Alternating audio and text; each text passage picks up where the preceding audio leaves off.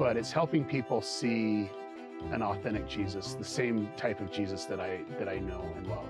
All of those emotions of feeling insecure, all of the experiences from my past, like all of those heavy things that was keeping me in one place came flooding out of me. Inevitably, it's not until I'm there, the blood, sweat, and tears, seeing really what they're doing, hearing the real life stories from people, that's when the song comes.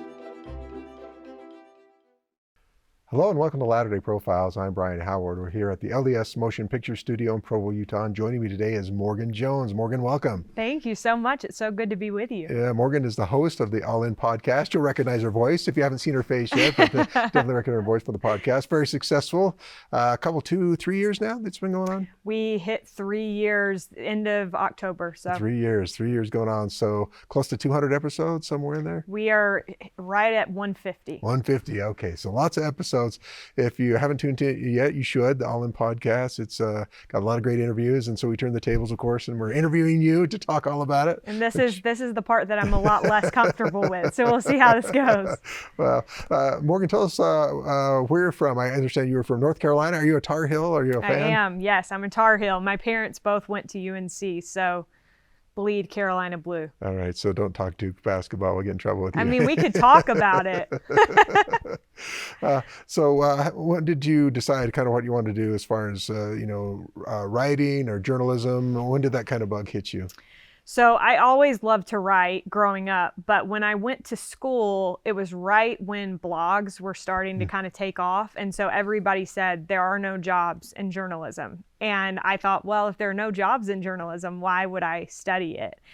So I studied PR actually in school.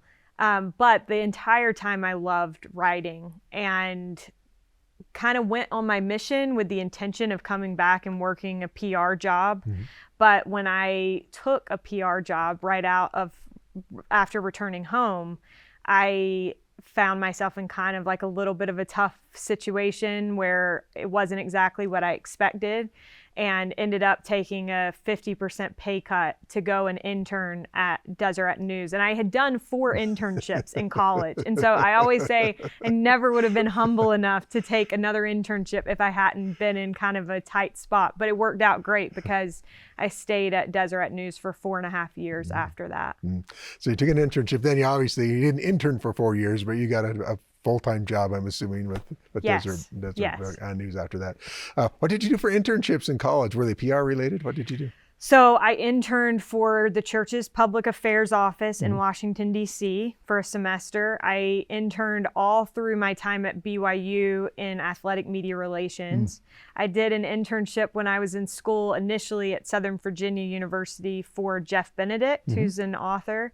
And then I did, what was my 4th one? I interned for a little nonprofit based out of Provo as well for 1 semester. So are they primarily writing type things? Were you doing a lot of writing? Some of it was more PR. Definitely the church internship was PR based. A lot of interfacing with government leaders and ambassadors from other countries. So that was a great experience. I mean, it's good always to have to develop those communication skills. But when I was working in the athletic department, it was a good mix between writing and PR. So I really didn't do a full writing internship until I was at Deseret News. So you got to Deseret News. Do you feel like you found a home there? What kind of stuff were you doing when you got there? Well, I'll say this, the very first time that I walked into Deseret News, I felt something different. And I felt at home. So it's funny that you say that, like, did you find a home there? Because that's how I felt. And so I managed the faith and family sections in the end. So I went from being an intern to then being a faith and family features writer to then managing the faith and family section online for Deseret News, and wrote a lot of faith feature stories. Really, really loved that. And that's kind of where I started to learn how to interview people. And so, yeah, that's just all kind of taken off from there. Take it off from there. Well, I know, and listening to some other interviews and things that you've done, then the podcast came about. It was a colleague, right, who came and said, hey, I've got this idea, and threw it past you. Tell us about that, the podcast idea for All In. So All In is an interesting beast because I feel like it was born in two different places. So you have LDS Living and Deseret Book. They were kind of trying to develop some podcasts. Simultaneously, I was over at Deseret News, and my colleague Hal Boyd, who is now back at Deseret News as the opinion editor, I believe, he came to me and he said, I have this idea for a podcast. And I said, great, what is it? I didn't know anything about podcasts. So I was like, I don't know why you're telling me this. And he said, well, I think that we hear a lot about why people are walking away from faith. And it feels like those voices are very loud. And he said, I would argue that the decision to stay is just as thoughtful and just as deliberate, but we aren't hearing those voices. There's not a platform to elevate those. And I think we should start a podcast that does that. And I was like, that is a wonderful idea. You should totally do it. And he said, well, I think you need to host it. And I was like, I don't know anything about hosting a podcast. And he said, well, Morgan, you've done interviews for 4 years. It's just that no one's ever heard them. And when he said that, I knew that he was right. I knew that I had done interviews and that I did know how to ask questions, you know? And so while I might not know the first thing about broadcast, I did know how to talk to people. And so him having that confidence in me gave me the confidence to kind of try it. So we started trying to develop a podcast while I was there, but it wasn't called All In. It kind of had a little bit of a different format. And when it came time to launch it, Deseret News decided not to run it. They didn't feel like it was in line with kind of what they were trying to do at the time editorially, which makes sense. And so I ended up changing jobs shortly thereafter, unrelated to the podcast. And when I got to Deseret Book, they said, well, we've been wanting to develop a podcast. Do you have any ideas? And I said, well, this is what we were trying to do at Deseret News. And they said, well, like, we have some ideas as well. And so they kind of brought their ideas. And the coolest thing is that All In was not a part of it before. And I think that's kind of been the secret sauce. I think that name and the concept of, you know, I think we all have an idea in our minds of what it means to be all in. But to expand that for people and to make it feel like there is a space for everybody to be gathered in made all the difference. So for me, I think had we been able to do something at Deseret News, I think it just would have been a lot different than what it ended up being at Deseret Book, and credit to the people at Deseret Book for having a different vision and building on the vision that kind of I already had. And Sure. So those are some lost episodes in the vault somewhere from Deseret. there are some lost episodes. There actually are. That very valuable someday. The well, lost episodes. From I don't know about that. That's great. You know, All In, it works well. It's a great name, and it's, you know, it's kind of the signature question at the end of all the interviews. So how did that come about? Was that your invention? No. So when I came over to Deseret Book, we were in a room, and there were four of us in the room. And I honestly, and I don't think anybody knows who initially had the idea for the question. But the interesting thing is, when we first had the idea, we thought that won't work, because if we ask, we thought that initially that the question would be, why are you all in? And we realized if you ask that question, it lends itself, I think, to a lot of kind of self-righteous answers. Like, look at me, I'm so great, I'm all in. And so we ended up, like, we liked the name, but we didn't feel like the question was right. And we kind of went away from that meeting. And then a little while later, we came back, and it was like, I still think there's something there with that all in name. And then somebody was like, well, what if we did, what does it mean to you to be all in the gospel of Jesus Christ? Because then it's removing the individual out of it and just saying, you know, if I were to be all in, this is what it would look like. And you're not putting people up on a pedestal. You're just saying, you know, ideally, this is what I think it looks like. So that kind of changed things. So I can't take credit for it, but it turned out good. Turned out great. Yeah. Well, I think a lot of people, when they think about podcasting, they think about somebody sitting behind a desk with a microphone talking to the computer, which there are those podcasts. This is not that type. So what goes into putting it together, finding the people that you're going to interview and other people associated with, producing it, putting the podcast together? Yeah, great question. It takes a full team of people, but I'll just start kind of with what I do, and we'll kind of put the other puzzle pieces where they fit. So I find all of our guests and reach out and invite them to come on the show, schedule an interview with them, and then I do research and prepare questions. I always send questions over in advance, and I'll tell them we're not tied to these questions. This is just a jumping off point, but it gives them the opportunity to kind of think about what we're going to be talking about. And then we do the interview, and then a lot of podcasts, it's kind of dependent on the podcast, but people can choose whether or not to edit heavily or just edit a little bit. And one thing that I'm really picky about when I'm listening to a podcast is I don't want to hear a lot of ums or you knows. And so I go through and edit all of that out for the most part. And so some episodes have had like over 200 edits. And then I send that over to our audio tech, and he makes those edits and sends it back to me, and then I prep show notes, and we have a girl on our team who helps me with transcripts for the episodes, and then our social marketing team helps get it out to people. So it's a lot of work. Oh, yeah. People don't realize how much work podcasts actually are, but I'm fortunate because I think a lot of people, mad props to them, do it as a hobby. Yeah. And I'm fortunate enough to be able to do it as part of my job. Yeah.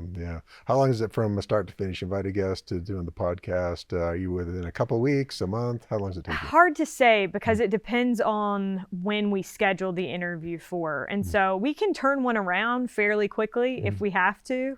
We just did Marie Osmond and we turned that one around really quickly. I think we did the interview on Monday and had it out on Wednesday. Yeah. So you can do it. It just is not ideal. Don't want to do it every time. Right. What are some of your memorable moments with guests? I think that's probably one of the interesting things. You met a lot of interesting people. What are some of your most memorable moments, either with things that they had to say or just being able to meet people that, wow, that was a cool experience? Right. One thing that I love about what we've been able to do with this is we have interviewed a lot of people who you'd recognize their names, but then we also have interviewed a good number of people that people wouldn't know their names, but people that have incredible stories. And one of those stories, one experience that stands out in my mind is a lady named Rebecca Hershey. So last October, I got a message on Instagram, and I get a lot of messages from people recommending people, and this girl said, I want to recommend someone named Rebecca Hershey. She's been battling cancer for 11 years now. She's remarkable, ran the Boston Marathon while going through cancer treatment. And I remember thinking, wow, that's amazing, because I will probably never run the Boston Marathon and I don't have cancer. And, but I didn't message the girl back. And then a couple months later, that message popped into my head. And it was like, you need to message that girl back. And so I did. And turns out, I later found out that it was Rebecca Hershey's daughter that had sent the message. And I said to her, I'd be interested. Can I get her contact information? And she said, well, Rebecca has now been placed on hospice. And so I'll reach out to her. I'll see if she's up for it. I ended up interviewing her right before Christmas. And as we went through the interview, it was like I could hear her struggling for breath more and more. And it was just like kind of startling for me as an interviewer to think about the fact that I was interviewing this woman who would soon have a very different interview, Right. And by the time we planned to air that episode the first week of January, because we thought it would be a powerful reminder for people of like how wonderful the gift of life is, and to start the new year appreciating life. And before that episode ever aired, Rebecca Hershey passed away. And so when her kids heard that episode for the first time, it was like they were hearing something from their mom that they had never heard before. And for me to be a part of something where I felt really strongly that the Spirit had like reminded me to contact them again, I felt like that wasn't a coincidence, and that God reminded me of it just in time to get that interview done. So that one definitely stands out in my mind. But there are so many that for different reasons, I love them and feel privileged to have had a chance to share those people's stories. How's that transition for you, going from interviewing and writing to, face to face, for the most part, talking to people, and a different experience, because you're going to, interview someone, and you're going to take the highlights, but now it's like, what you get is what you get. How was that experience for you, transitioning? It's definitely different. I personally love it because quotes were always my favorite parts of writing stories. And I like when the character can speak for themselves. I think it's more powerful to hear somebody's first person experience anyway. And so I kind of like, it takes some of the pressure off of me, because when you're writing, there's a lot of pressure as the storyteller to get it right and to paint a picture for people. And so I kind of like eliminating the middleman a little bit and just like facilitating the conversation. So it's been a really, really positive experience for me. Yeah, then as I was looking up information to find out a little bit more about you, then you wrote an article recently about the gift of loneliness. I thought that was interesting, especially in this day of COVID. Tell me about that. What prompted you to share that information? Oh boy, I think that was actually a while ago. So I have to remember what that article was even about. But I think when I wrote it, I am and have been I'm 32 and not married. And I do have a very great boyfriend, but before, for years, I was experiencing kind of the very unique experience of being a single adult in the church. And I think that being lonely causes you to turn to God in a way that you don't other times. And that's been one thing that I've been super grateful for in my life. Is it's not that I think everybody needs that experience of being single to be refined or to come closer to God. I think God has a way of finding what's going to bring all of us closer to Him in a unique way.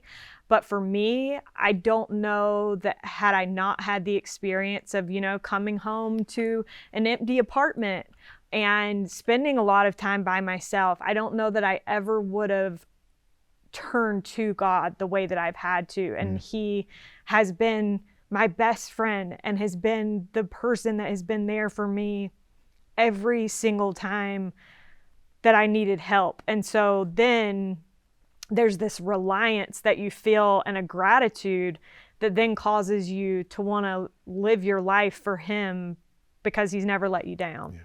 Yeah, that's a great insight. You've done this a lot and you turned it into a book. So now that you've got all these interviews, you went and put a bunch together. Tell us about the book, the all-in book that you've put together. Yes. So this book has been so fun for me. My number one bucket list item has always been to write a book. I still don't think I've totally marked it off the list, because ideally I'd like to write someone's biography or something like that. But this is a step in the right direction. I learned a lot about the book writing process. Initially, we were going to take all of those all-in answers from the end of the podcast and just compile them all together.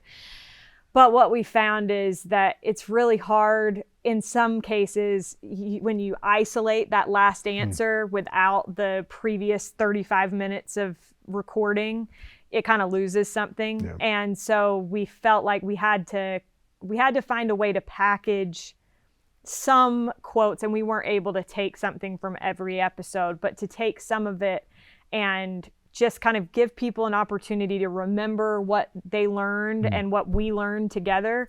And so it ended up being way more writing for me. And the biggest thing was I took and just kind of broke it up into topics. So there's like all in making and keeping covenants, all in loving those who leave, all in through the tough. And then I would write a little chapter and then have quotes from the podcast to support it. So hopefully people like it. I think so far we've gotten good feedback, Good. but it was, if nothing else, honestly, Brian, it was such a good exercise for me because I haven't been a very good journal keeper during this time. And to reflect on what I've learned from all of these interviews and how it's changed me and changed my testimony, I kept thinking, if nothing else, like this is very good for me. And then also I would like someday to have something to show my kids and be like, this is what I did with this period of life where it wasn't, things were not playing out the way that I expected, but I tried to make the most of it, and here's what I have to show for it, and this is how it changed me. So hopefully, if for no other reason, then I think that makes it worth it. Everyone I've talked to who's published a book, at least for the first time, even though you've written articles, you've done podcasts, to get a book that's got your name on the spine and you hold it in your hand, what was that like for you to say, hey, I'm an author, I have a book? It was a really cool experience. Probably the coolest part, though, of the whole thing with like getting the physical book is my coworker, Kenzie Smith, is a really talented designer. She had never done a book. And we asked Deseret Book, because Kenzie designed the All In logo initially. And so we said, can we give Kenzie like a chance to see if she can do this?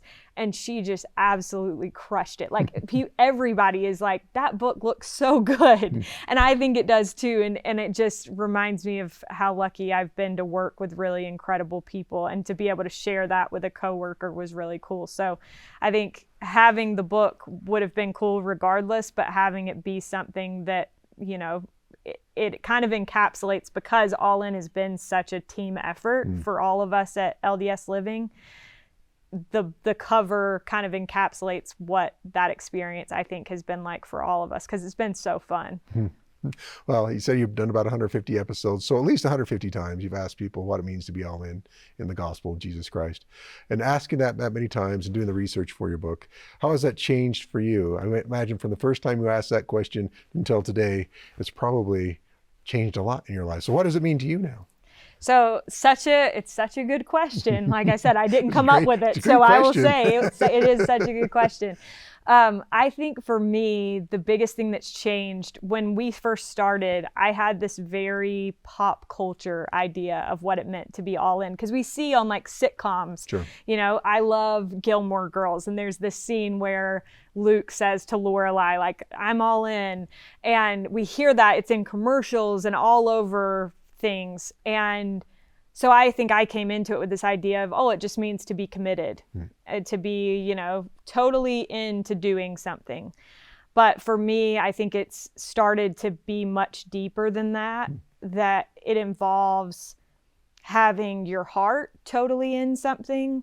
And I think covenants are a huge part of what it means to be all in the gospel of Jesus Christ. I think when you are all in, you're willing to make and keep promises with God, and you take those promises seriously. I think you recognize that so much of living the gospel is playing the long game.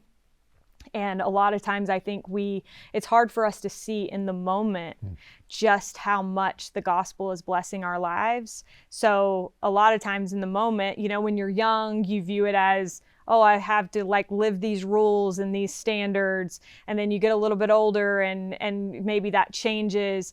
But I think being all in means that you recognize that in the end, there's no greater blessing that we can have than forming that covenant relationship with God, because we know that He has already gone all in with us. That's what He did when He gave us His Son. And so it's just up to us to choose to be all in back. And when we have that, there's so much power behind that. So I could probably talk all day about what I've learned about this, but the significance of covenants, I think, probably would be the biggest takeaway that I've had. Well, it sounds like you've learned some great lessons from it. Thanks for sharing with that, by the way. Morgan Jones, the host of the All In podcast and also author of our book, All In. Check them both out. So pleasure to have you here today. Thanks, Morgan, for coming. Thank you so much, Brian. Good to be with you.